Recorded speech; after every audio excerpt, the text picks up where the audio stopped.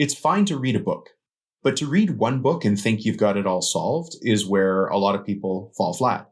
On the other side of that is people who consume books like it's an addiction and don't actually put anything in place.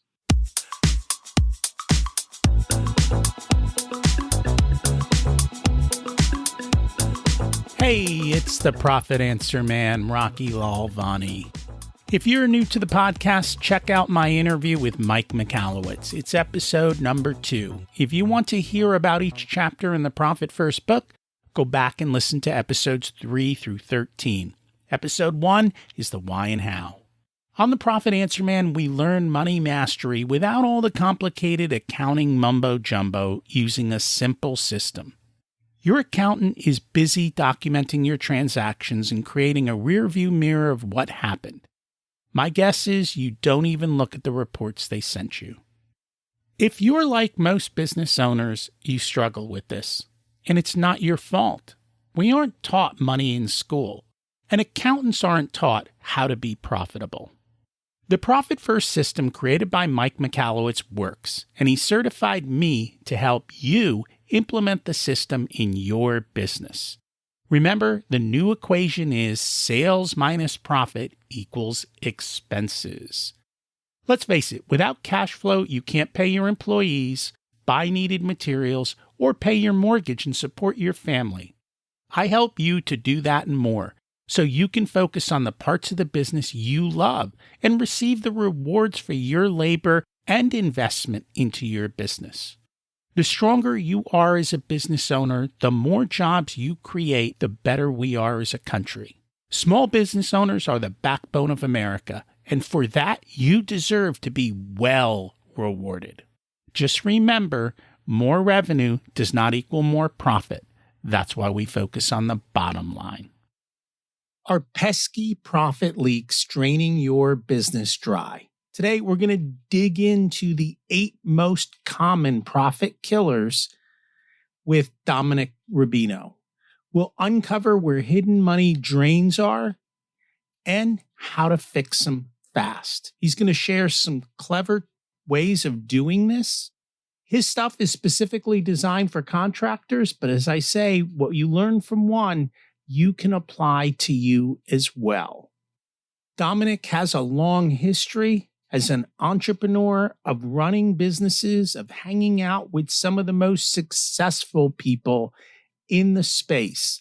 Now he's here to share those ideas with you so that you can prevent the mistakes that we all make and skyrocket yourself to the top with less bumps, because that's really what it's all about. Let's meet our guest, Dominic Rubino, businessman, podcast host, business coach, and see what he's got to teach us. Welcome to the Profit Answer Man, Dominic Rubino. It's great to have you join us today. Rocky, it's great to be back with you again. As it is. I was recently on your show. It was a wonderful experience, and we're actually going to do 2 episodes with you today. So let's start at the beginning, though. Can you share a little bit about yourself and your business? For sure. So, what I do on my show is I work specifically with contractors, business owners in the construction industry who want to find ways to work smarter, not just harder. Most guys are out there and they've got no problem working hard. But when you get to the point where you want to get to the next level, or typically you get to that place in your business where you realize, hey, I'm trying to grow a company, that's where I come in. So I help people with things like more profits, running systems better, having a better team, and generally running the business in a way that helps them grow it. I'm going to have to object because I don't want to work hard. I'm lazy. Well, that's what I mean. You know what? It's funny you say that. At some point, working hard stops working, right? Yeah. Yeah.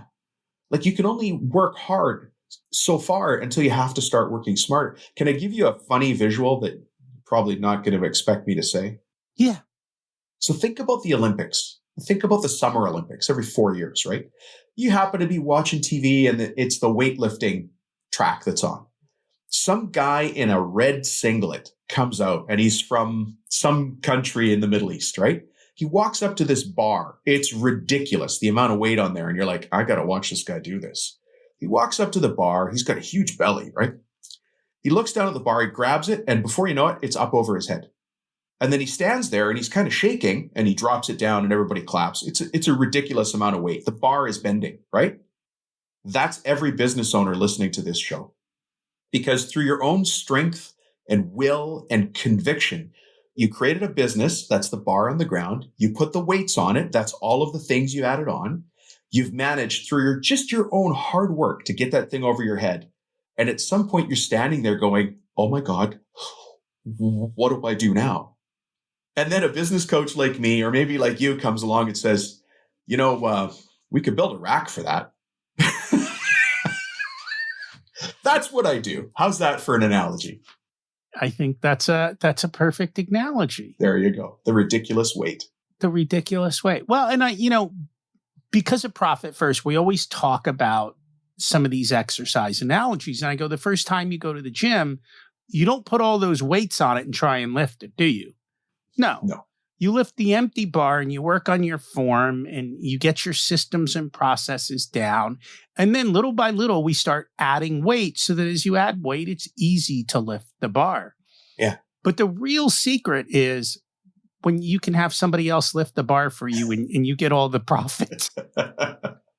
That's the real secret, right? But too many people want to lift the bar. Hey, how do I get somebody else to lift the bar and I just get my cut? Because truly, that's the difference between a business operator and a business owner, right? Right. When you have other people contributing to the bigger effort. And making them do that. Yeah. Well, that sounds like fun. So we're here to talk about my favorite subject, profit. How did you learn about Profit First? Because I'm a business owner. I mean, first and foremost, there's a bunch of different kinds of business coaches out there. There's the kind who read books and they read so many books, they think, oh, I want to be a business coach now. And they just go become a business coach or say they're a business coach. I came at it completely differently. I became a business owner and then I sucked at business. Horrible. I mean, I could lose money faster than anybody. I could outwork anybody, but I couldn't make money. So that's when I started on the path of trying to learn about business. And so I came across some of the more important books in business. And Rocky, you've got a ton of books behind you. I share almost that same library, but one of them was Profit First by Mike Michalowicz, which we all know, right? The E-Myth Revisited, a lot of books by Brian Tracy, who went on to be my business partner at one point. Different books in different genres. I deal a lot with lean manufacturing because I'm in construction, but that's where I came across Profit First. And I've put, I'm going to say this apologetically, pieces of Profit First into my own companies. You know what? That is literally what people do.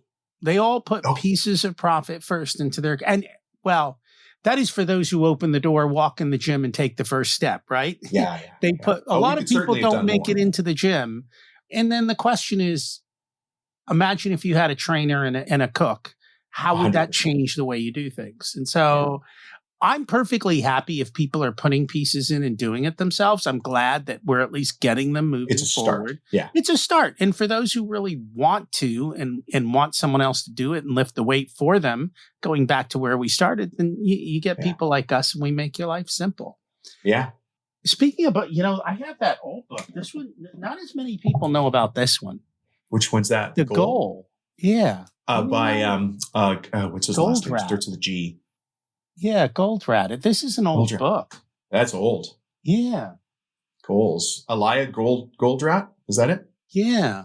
Yeah. That's all about manufacturing and processes and systems and all the people making a mess because you didn't make it clear.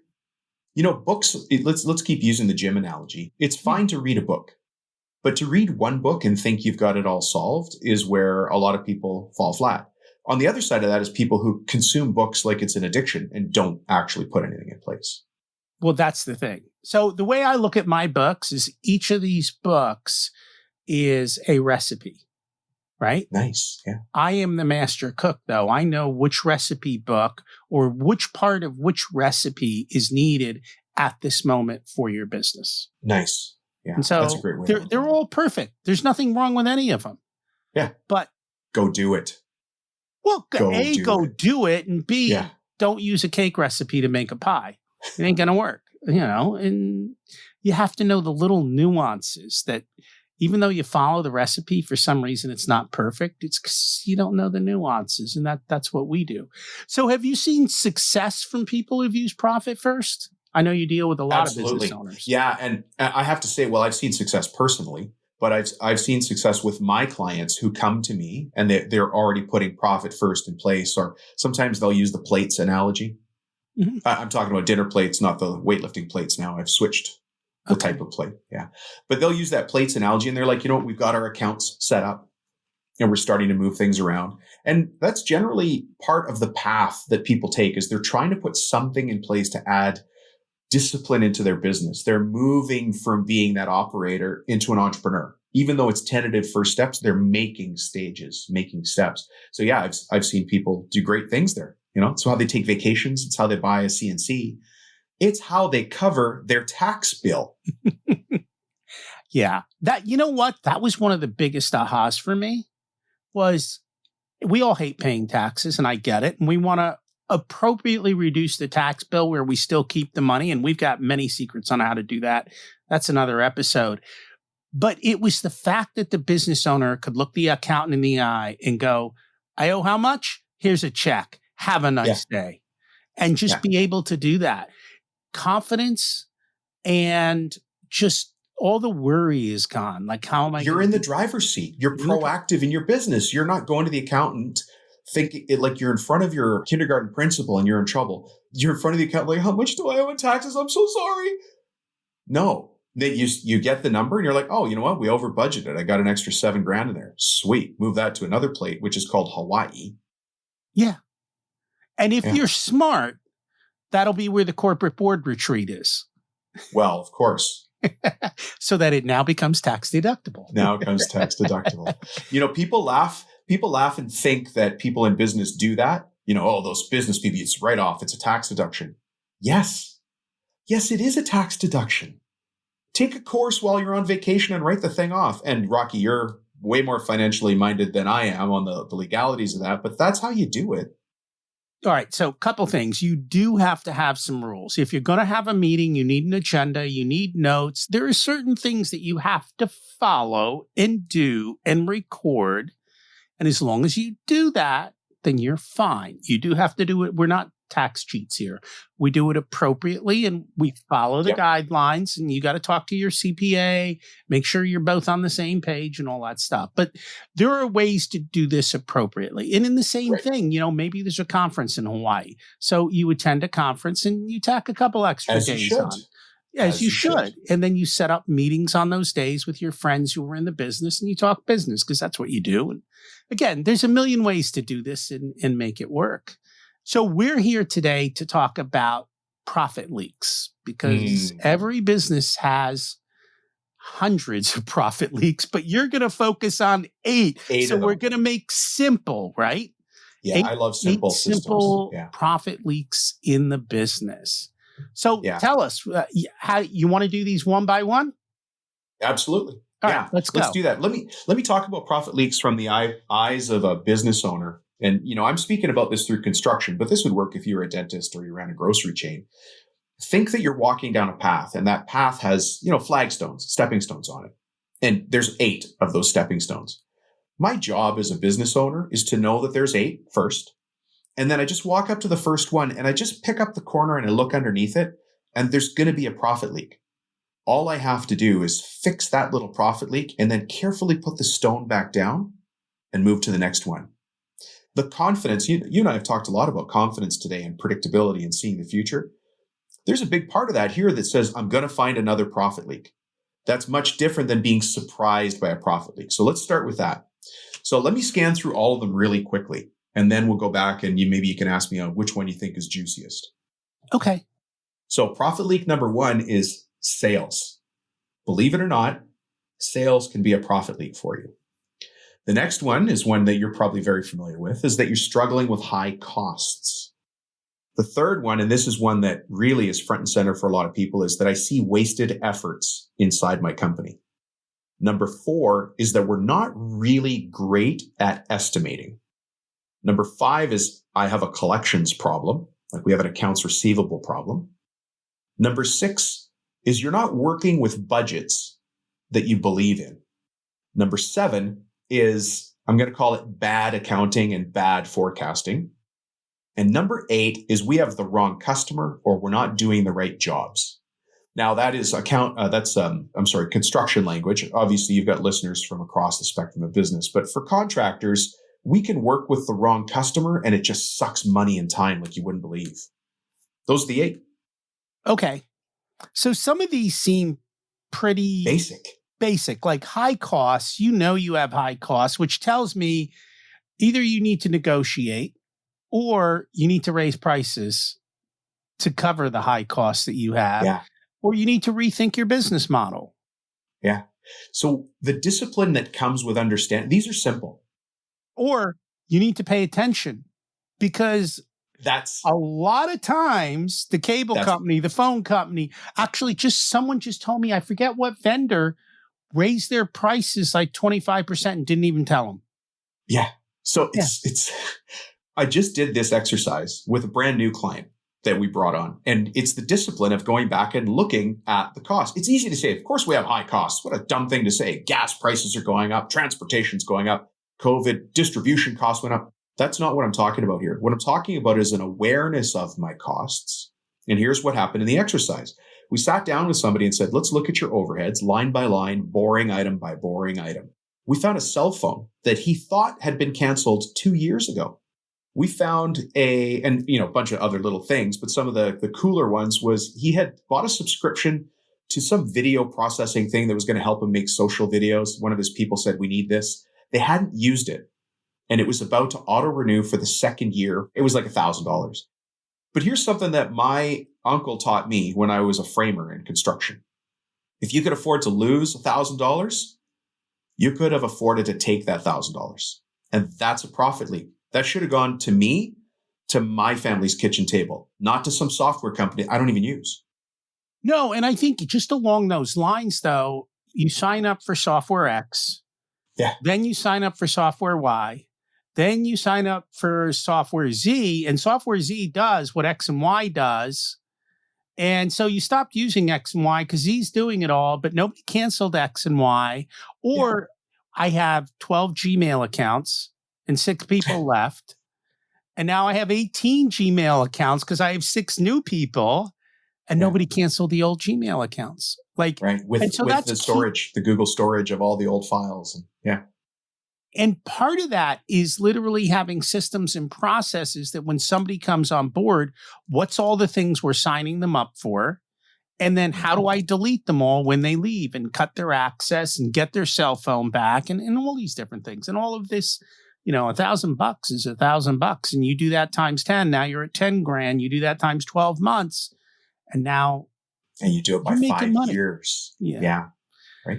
The other one is sales. And I'd love to hear what you have to say. My biggest thing is the amount of sales that are lost because nobody even picked up the phone and return to the customer. Oh, yeah. So sales, it's funny because when I mention to people that one of the profit leaks is in sales, I get that look. You know the look when a dog hears a funny noise? It just goes, They just turn their head 25 degrees. But sales has so many leaks in it. Wrong customer. Tire kickers, people that are never going to buy from you, but make you do 1 million bids, estimates, proposals, whatever you call them, right? Sales cycle time. Or Rocky, you might have seen this one, and I'm going to ask you for your opinion. If I pay my salespeople on sales versus gross profit, Rocky, I'll turn it over to you. Oh, yeah. We'll discount left. We'll do anything to get the sale. We'll give away everything to get the sale, even That's if the we're sales rep negative. who gets paid on sales number. Yeah. But when you start to compensate a rep on gross profit, now we have aligned our expectations. Correct. Yeah. So am I allowed to say this on your show? That's a very sexy profit leak. There's a lot of meat on that bone. There is a lot to find there. There is. I always say your profit is made at the sale. So it goes to one of your others, which is estimating, which if you do it wrong up front, you gave away all your profit to begin with. Green peppers on a pizza. It's just going to repeat on you again and again. That mistake up front just comes back as burps later. It does. And I think wasted effort is a big one because what I find is most business owners don't have the time to create the system because it's just faster for me to do it than for me to teach somebody how to do it. And they don't create the systems and processes that allow it to be repeatable and growable. Right. And they don't even realize that they don't necessarily need to keep them up to date. Somebody else can do this for you. I mean, Mike's other book, Clockwork, is all about that. And I think our second episode is going to be all about that too, when we chat about that. But I'd love to hear your thoughts. Yeah. So the wasted efforts one is interesting because most of us are running a business that we're an expert in technically. At least that's the case for me as construction trades. And that's my professional background has been in and out of construction trades. But, you might have people listening who are dentists. You become a dentist, then you run a dental clinic, right? And the challenge is two things. First of all, I'll do the funny one first, is that the further away you get from doing the technical job, the faster you used to be. So I used to be a framer. I used to be a painter. I used to do home renos, like a small home renos, like I'd fix fences and decks and build them. So now if you ask me how long does it take me to build a deck, I do that whole deck in 3 days. Well, that's faster than I ever built a deck in real life because I haven't swung a hammer in that long, right? But the other one is we're not estimating based on the actual speed it takes a regular person who's punching the clock to do the work. Yeah, there, see? That's the one, because I see it a lot. Even the builders who are still swinging hammers. Well, that'll take me 2 hours. Yeah, but that's you're a superhero. Yeah, that's not because them. You lifted that ridiculous weight over your head. You're the Batislavian guy in the red singlet. Yeah. I can't get that red singlet out of your head, can I? Yeah, that happens all the time. Yeah. So wasted efforts is a big one, and it tends to be the first frustration. When you said, why would people talk to you, Dom? It's because they're frustrated about something in their business. And what I get from people, especially because I do construction, is, Dom, I show up to the job site and I'm already shaking my head because I know what I'm going to see. They see wasted efforts everywhere and they just see that's money going out the door. But we can fix that with simple systems.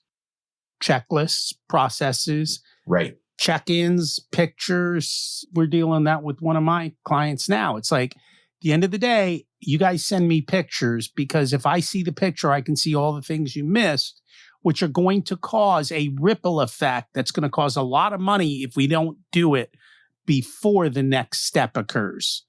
Yeah. And that's where checklists come in. Can I get all business coachy on you? Yeah. So still inside of wasted efforts, one of the things that's important for a business owner to do is, and this is the business coachy part, everybody get ready to roll your eyes on cue. This is where your values become really important. Because if your value is to do jobs on time and on budget, then you care about quality and punctuality.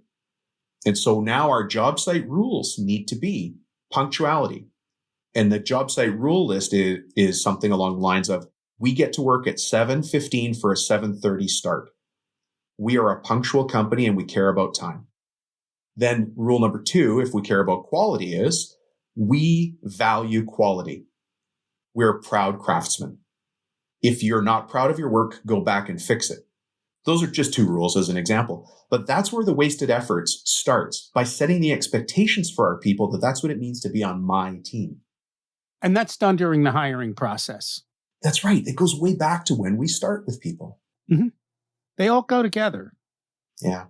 So has the wasted effort and the estimating kind of come together in this one, or is there more on the estimating side? Well, yeah. So estimating comes back to a little bit of discipline and having simple systems. For instance, estimating, I'm going to say some words that are just dripping honey to Rocky Lalvani, which is, do you understand the difference between gross profit margin and net profit margin? And I know that sounds simple, but for some people listening in the safety of wherever they're listening, they're like, actually, I don't. Explain this thing to me. You have to have enough gross profit so that after you remove all the expenses of running the business and the job, there's something left for you. And if we're not estimating with the right amount of gross profit, with pride and confidence, we're never going to make money. The way I look at this, and if we stay to the trades, gross profit is how much it costs to do the job, right? Yeah. Then that's my gross profit. And then my net profit is how much it costs me to run my company. Run the company, right? Run the job, run the company. It's running the company and all of the people who have nothing to do with the job, like your accountant and your lawyer and your electric bill in your office and your salesperson who answers, the salesperson, the person who answers the phone, all of those things. That actually, I mean, you could even put the salesperson into gross profit, depending on how you look at things. Everything is fungible. There's no perfect right answer. It's what works for you in your business and how you do things. And I will say this, and we've talked about this. Yeah. A small change in gross profit can make a massive change in net profit. Absolutely. Thank you. No, you just said what I was going to say. Oh, I should have let you say. But it's order of operations, which sounds boring. So business is a series of levers and buttons. Mm-hmm. One of the things that I'm pretty good at, and I assume you're pretty good at, is I know which ones to push, which ones to pull, and which ones to ignore. Imagine that every business owner out there is an EDM DJ. The electronic EDM music, and they got that big mixer board in front of them and all the buttons and dials. You and I know how to do that in a business. I don't know how to do it as a DJ, but those guys make magic. And we are expecting business owners to do the same thing, and nobody's showing them how to use the thing. That's where you and I come in. Did I show you my spreadsheet and how we figure out? I thought you were going to say you're a DJ on the side. No. Did I show you the spreadsheet and our levers and how they work? No. I'd love to see it. We'll show. Yeah. Literally, what you're talking about, we create the levers of the entire business from, we start with lead flow, and we look at all the levers from lead flow to sale, from sale to gross profit, from gross profit to net profit. And that's where everyone else stops. But here's where we continue. Yeah. We go to the balance sheet because that's where wealth is built. And because we're going to talk about this next. AR, AP, inventory, loans. Okay, I'm sure you've never heard this story, but the business owner who has a speedboat, a jet ski, a vacation home that all need to come out of the business, and he's sucking the business dry to pay for those.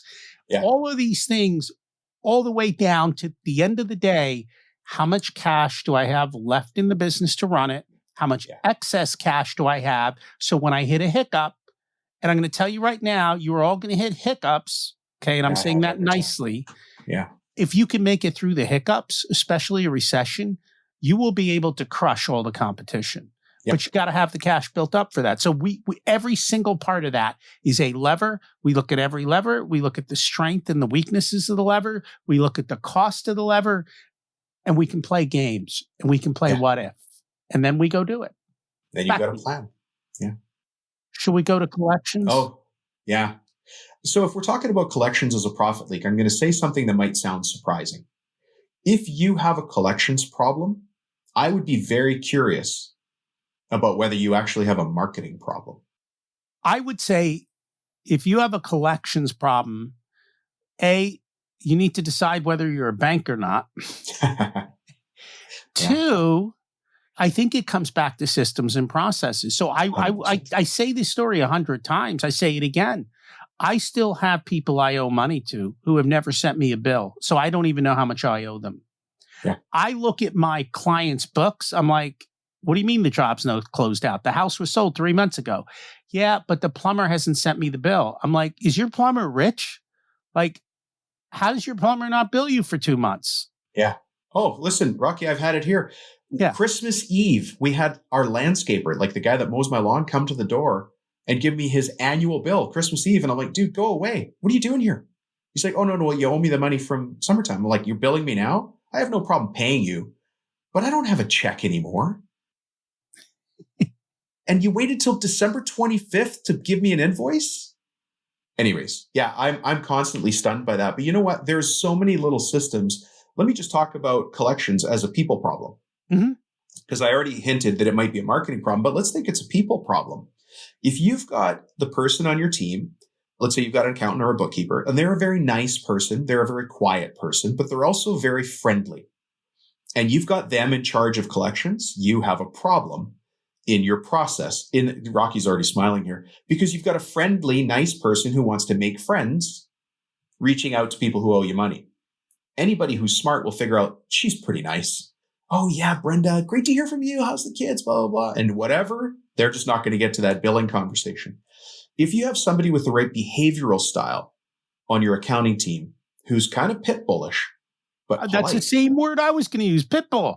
Yeah, polite persistence will win all the time, but you have to have a very focused effort. Hey, Rocky, let's say that I'm the bookkeeper. Hey, Rocky, it's Dominic calling. How you doing? Listen, we've got that open invoice. I'd like that to be our agenda for today's call. Okay, so here's what I tell my people. Yeah. That's too late. Oh, 100%. That's why I said it's a marketing problem. Well, no, even just in that whole process, I deal with a lot of business users who deal with other businesses. So the first thing we do, especially for a new client, 5 days before the bill is due, you pick up the phone and call, hey, A, is everything good? Yeah. Yes or no? B, did you get the bill? C, is it in the right format for you? Is it going to the right person? Did it get to the right place? Yeah. Now they know that you know that you're looking for money in a few days. Yeah. And that everything is in place properly so that the next time you make the call, it's not the first time. Because this is the friendly call, right? We're not asking for money. We're just making sure that everything's just making sure wonderful and ready to go. And can I give you so these are the little things that you learn when, like you and I, we have 100 books behind us on the shelf, maybe 1,000. But these little tips all add up. So here's one that's going to cost you no money, but eliminates the problem when we hear somebody say, you know what, it's here on my desk. I just can't seem to find it. Now, I'm assuming it's paper, not electronic, but I do like sending paper and electronic. This is not the time to save money when I'm sending an invoice, right? Print it on high vis paper, like bright pink, bright yellow, bright green. Because then you can just say to Brenda at the company you're dealing with, Brenda, it's easy to find. You're going to see it on bright green paper. It's going to stand out on our desk. Do you mind if I give you another funny one that's totally human nature? Yeah. Okay, so you have to do this in advance. This goes to wasted efforts, but wasted efforts in collections. So I'm crossing paths here with a couple of leagues. But you know, Rocky, like the things that you and I help people put in place, they often impact the business multiple ways, and it all adds up to a success, right? So you do this before you have a challenge with a vendor. This has to be done, and we're going to say Brenda's the person at the other company. Things are going well. But what you want to do is send Brenda Skittles in the mail, like a package of Skittles, like vending machine size. It doesn't have to be fancy, right? Now, there's nothing attached to this. You don't have an open invoice. It's just the regular course of business. But along with that is a handwritten note card signed by you, by hand, not printed on a computer, like very human. Hey, Brenda, just wanted to say thanks. We always love working with you. You know, you're great. Thought you'd enjoy a treat today. Super kind, super nothing asked. And then just get a bunch of people in the office to sign it in different pens. And then you send it off to Brenda. Now, I used to run a vending machine route. And so I know from the work that I did that women tend to buy snacks, they like Skittles, M&Ms, like stuff they can snack on through the day. Guys just want to eat a chocolate bar. Buy a chocolate bar, eat the whole thing. Women like to snack throughout the day. Skittles last in the mail. And so you can send that off to them. They're going to get this as a surprise. How many other people do you think thank the accounts payable clerk at the vendor? Nobody. Yeah, you're not. No. Do you see where this is what I tell my clients. Yeah, listen, nice. We're telling you all what we tell our clients for free. Do it. Today's free day. Anyways, I could keep going. You can see I'm passionate about this. You know what? You and I have another interview coming up because we've got a part 2. So I don't want to give everything away here, but there's so many little things that we can do that'll have a massive impact and make your business different. That is correct. And you're right. Everyone screams at the accounts payable person. If you're the friendly one, your stuff gets pushed to the top. And Starbucks card, if that's easier, figure something out and just be nice to people. You'd be surprised at how quick. Now, I will tell you another secret. This is what I prefer. Yeah. Let's keep credit card number on file. Right? Let's get money up front. Let's get money at time of completion and because you deal in the trades, I tell trades guys, listen, the last payment has to be the teeniest because more often than not, they will hold you up on the last payment and you don't want it to be 50%. You want it to be 5 or 10%. So even if they screw you, you're still pretty much whole at the end of the day. Let's kind of combine the next two is budgets and bad accounting forecasts because they kind of go together. A little bit. I pull them apart a little bit more, but budgets and bad accounting really just come to being proactive in your business. People will say, well, Dom, I don't know my budget for next year. And to which I will respond, that's why we're having this conversation. It is, okay, we're recording this in November. Half my clients already have their budget. The rest will have it shortly. Right. This is what October, November is when we do our budgets. If our budget is done in December, we're late getting our budget done in my books. But still do it. It doesn't matter. Well, Just I don't start care to when do it the is. process. Start. Yeah. But yes. Yeah. And we always, because I need something to measure against. I need to get a thumbs up, thumbs down, which we're going to talk a lot about in the next episode. Thumbs up, thumbs down, building those dashboards. Yeah. But yeah, you have to have a scoreboard, because if you don't have a scoreboard and a target. So let's go back to this. We'll go to sports. And I say this all the time. How many of you would watch a football game if there were no lines on the field? Yeah. Okay. No scoreboard, no time clock. Right? Who's watching that football game? Nobody. Your business is a little bit more important than that football game. If you don't have lines on the ground this quarter, this week, this day, if you don't have a scoreboard, hey, this is what's going on and this is what we expected and this is the time left, then no wonder you're a mess. Well. Yeah. And the last one is wrong customer, wrong job. And we've talked a lot about this in the past, but yeah. And we talked about this before we even hit record because of something else. Yeah. Yeah, that's right. Completely unrelated and confidential topic. But you know what? Having the wrong customer.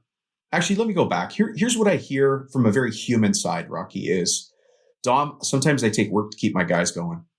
I've got a great crew. I want to keep them. If I lose them, they're hard to find. So I take work just to cover costs. And unfortunately, that becomes a habit. When I understand who my perfect customer is, then I can market to that perfect customer. I want people to do this today. If you're a business owner listening to Rocky's show, think of yourself this way. I'm a marketer who just happens to run a construction company, because that's what you are. That's what you are. You're a business owner who happens to run a construction company. For this conversation, I want you to be a marketer who happens to run a construction company. I had a painter, funniest guy in the world. Funny. Just a house painter, right? Not a commercial painter. Like, he did homes. And when I first met him, I'm like, how busy are you? How many jobs do you do a year? He said the best line ever. He goes, well, Dom, I currently take a lot of unplanned vacations, because he didn't have work, right?